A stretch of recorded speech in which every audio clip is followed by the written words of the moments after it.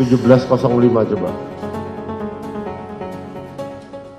Syedaralun, sebuah rekaman CCTV detik-detik Ferdi Sambo masuk ke Duren 3, lokasi penembakan Brigadir Yosua, akhirnya diputar dalam persidangan pada Senin 28 November 2022. Dalam CCTV tersebut terekam kala pistol yang dibawa oleh Ferdi Sambo sempat terjatuh sebelum masuk ke rumah dinasnya.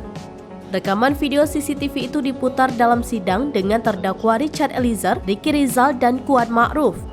Tampak dalam rekaman CCTV tersebut, Ferdi Sambo terekam menjatuhkan pistol saat baru saja turun dari mobil dan hendak masuk ke TKP Duren 3. Dalam rekaman CCTV, ajudan Ferdi Sambo yakni Azan Romer awalnya berlari mendekati mobil Ferdi Sambo. Tampak saat baru saja turun dari mobil itulah momen saat Ferdi Sambo menjatuhkan pistol yang ia bawa.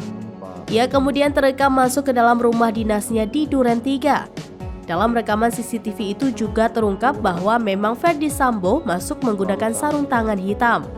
Dikutip dari Kompas.com, dalam rekaman CCTV itu juga terungkap momen saat rombongan Putri Chandrawati tiba di Duren 3. Hal tersebut dikonfirmasi oleh saksi Arif Rahman Arifin yang sebelumnya menyebut pernah menonton video CCTV yang menjadi bukti pembunuhan Brigadir J tersebut.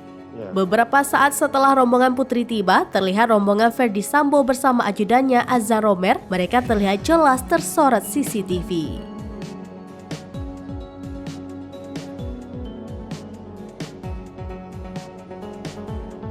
Saudara ahli, tolong diputar lagi tadi pada saat terdakwa Ferdi Sambo keluar dari mobil.